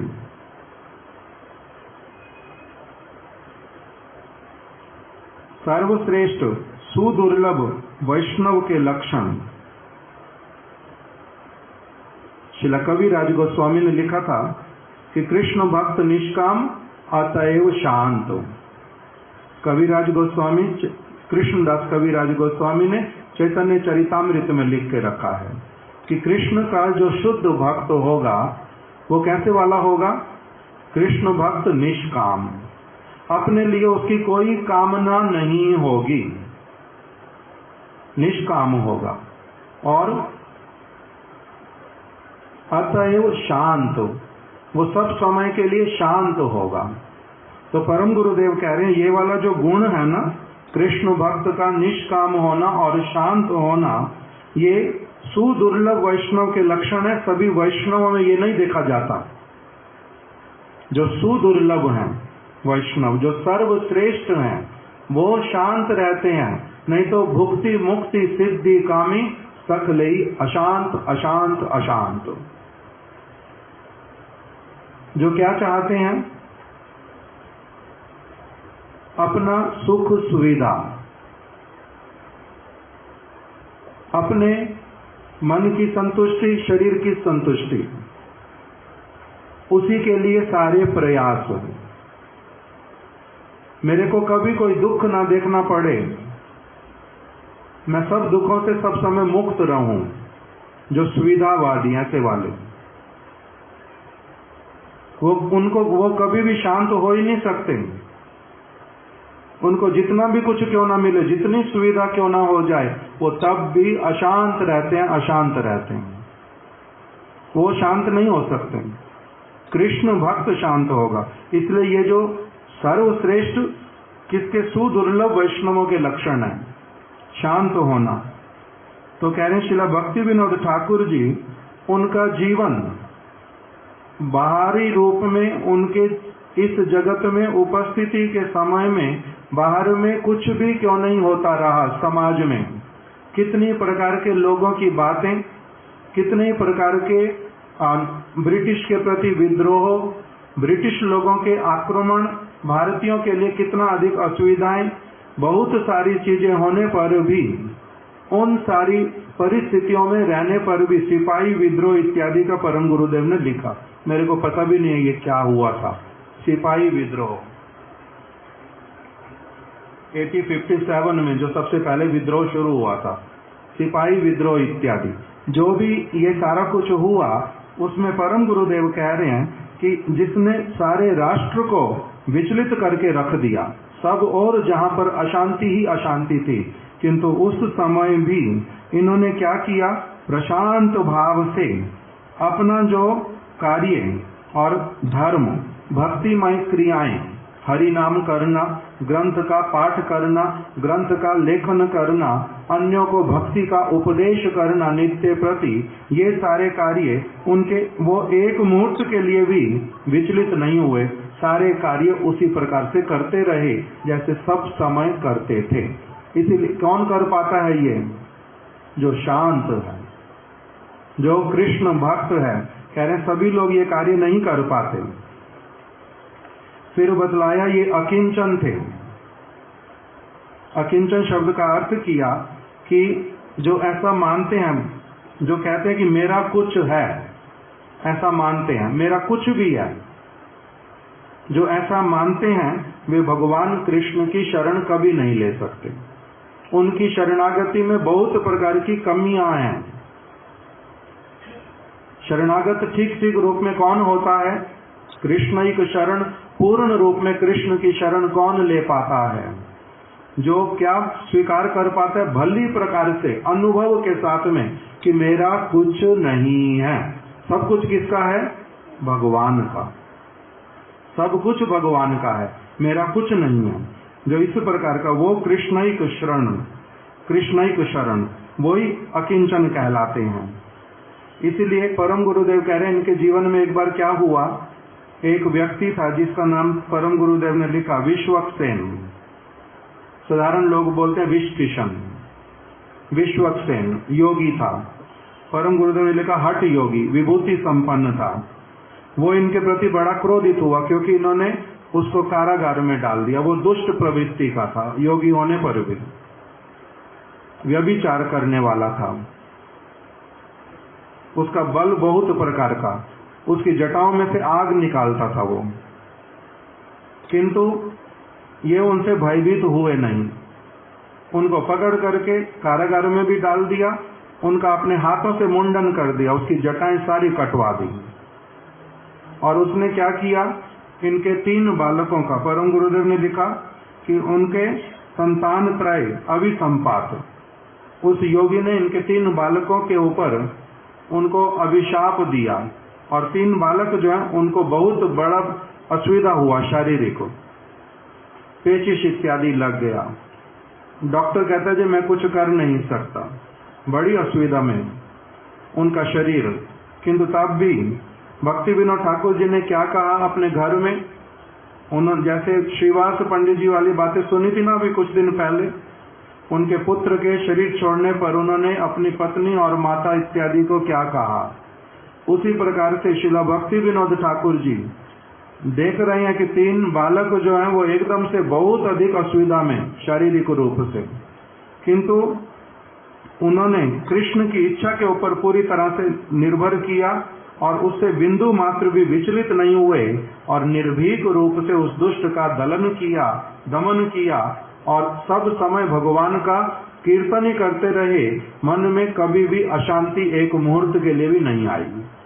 इस प्रकार का श्रीवास पंडित जैसा जो चरित्र, उस प्रकार का इनका भगवान का भजन करने में, जैसे उन्होंने कहा था अपनी पत्नी को कि एक मुहूर्त भी भगवान का भजन नहीं छोड़ना चाहिए, भले ही पुत्र ने शरीर त्याग दिया, इस समय भी क्या करो, कृष्ण नाम का पान करो, कृष्ण कीर्तन करो। उसी प्रकार से इन्होंने वही सारा कुछ किया। भगवान के ऊपर पूर्ण रूप में क्या है, भगवान के ऊपर निर्भर और किसी वस्तु के लिए नहीं। ऐसे करके उनके एक एक गुणों को बतलाया। शुचि, शुचि का अर्थ क्या होता है, पवित्रता। तो इन्होंने सब समय इस वस्तु को कहा कि वास्तविक पवित्रता भगवान का भजन करने से होती है और किसी प्रकार से पवित्रता नहीं होती। नित्य काल हरि भजन में जो रत रहता है वही नित्य शुचि है, परम पवित्र सब समय के लिए। इसीलिए इन्होंने क्या किया, अशुचि किसको कहते थे, कहते हैं वो व्यक्ति अशुचि है जिसका प्राकृत अभिनिवेश है, जगत की वस्तुओं में जिसका अभिनिवेश, आविष्टता, उसी में मन लगा हुआ, उसी के लिए सारा कुछ जो करते हैं वो सब समय क्या है, अपवित्र। और पवित्र कौन है, जो सब समय भगवान हरि का भजन करता है। इस प्रकार से इनके एक एक करके परम गुरुदेव ने बहुत सारे गुणों का वर्णन किया। अभी समय के अभाव के कारण हम लोग आज यहीं पर ही कथा को रखते हैं। इन्होंने हमारे जैसे माया में पड़े हुए, अंधकूप में पड़े हुए जो जीव, उनके लिए बहुत प्रकार से चेष्टा की, अपने अनुगत जनों को बहुत प्रेरणा दी, बहुत सारे ग्रंथ लिखे। प्रभुपाद जी को विशेष रूप में उन्होंने निर्देश दिया कि इनका एक गुण बतलाया, वो सम थे। सम मतलब परम गुरुदेव कह रहे हैं, कुछ कुछ लोग पहाड़ के ऊपर खड़े होकर के बोल सकते हैं, यहाँ से सारा कुछ क्या दिखाई दे रहा है, एक समान। पेड़ भी, पर्वत भी, अगर कोई एरोप्लेन में चला जाए ऊपर से उसको सारा कुछ कैसा दिखाई देगा, सारा कुछ एक जैसा। किंतु ये हमारी अपनी लिमिटेशन है, सारा कुछ एक जैसा है कोई, किंतु वो केवल आंखों का भ्रम हो रहा है, आंख मेरी देख नहीं पा रही है। इसीलिए परम गुरुदेव कह रहे हैं ये ऐसे वाले सम नहीं थे। इनका सम होना कैसे वाला था, ये हाथी में हो, चींटी में हो, काले व्यक्ति में हो, गोरे व्यक्ति में हो, भारतीय में हो, विदेशी में हो, और स्त्री में हो, पुरुष में हो, बालक में हो, वृक्ष में हो, लता पता में हो, सभी में ये क्या दर्शन करते थे, सभी में शुद्ध जीव आत्मा जो है वो वास कर रही है। बाहरी इनके जो भाषा का भेद, शरीरों के रंग का भेद, इनके व्यवहार का भेद, ये सारा कुछ लक्ष्य करने वाली वस्तु नहीं है, इसको वो नहीं देखते थे। वो आत्मा के आधार पर वो क्या कहते थे, जिस किसी के पास में भी भगवान की वाणी पहुंचा दो, भगवान की बात उनको सुना दो, अपने आप से उनकी आत्मा जो है उस वस्तु को ग्रहण करने के लिए प्रस्तुत होएगी। इसलिए उन्हीं की विचारों को, महाप्रभु का वही विचार, इनका वही विचार, इन्हीं के विचारों को आगे शिला प्रभुपाद जी ने, शिला स्वामी महाराज जी ने, हमारे गुरु महाराज इत्यादि ने, शिला गुरुदेव ने, इन सभी लोगों ने उसी वस्तु को क्या किया, पूर्ण रूप में स्वीकार करके आज इन्हीं की विशेष कृपा, जिसके कारण आज इनका जो तिथि, इनके जो विचार सारे देश विदेश में सारे लोग उसको क्या करते हैं, पालन करते हैं, सुनते हैं। भक्ति विनोद ठाकुर जी का एक एक वचन कैसे वाला मानते हैं, वेद के जैसा प्रमाणिक हो, उस प्रकार से लेते कि भक्ति विनोद ठाकुर जी ने ऐसा लिखा है, हजारों करोड़ों लोग अभी उसी प्रकार से पालन करते हैं। हम लोग तो बहुत कम लोग यहाँ पर उपस्थित हैं, किंतु हम भी उन सभी भक्तों के साथ में ही हैं। वास्तविक रूप में एक साथ में हम लोग श्रील भक्ति विनोद ठाकुर जी के कृपा के कारण ही हम लोग आज क्या कर रहे हैं, कुछ कुछ भगवान की बातें सुन रहे हैं। उन्होंने बड़ा मंगल किया इस प्रकार से। आज उनकी शुभ तिथि, उनके चरण कमलों में, श्रील गुरुपाद पद्मों के चरण कमलों के माध्यम से हम लोग उनके चरणों में आज अपना प्रणाम ज्ञापित करते हैं। वो हमारी कृपा, हमारे ऊपर कृपा करें, यही उनके श्री चरण कमलों में आज प्रार्थना है। वांछा कल्पतरुभ्यश्च कृपा सिंधुभ्य एव च पतितनां पावनेभ्यो वैष्णवेभ्यो नमो नमः। शिला भक्ति विनोद ठाकुर जी की जय, शिला गदाधर पंडित जी की जय, समस्त भक्त वृंद की जय, शिला गुरुदेव की जय। गौर प्रेमानंदे हरि हरि बोल। एक किसी भक्त जो पुराने हैं, ऐसे तो मैं फरीदाबाद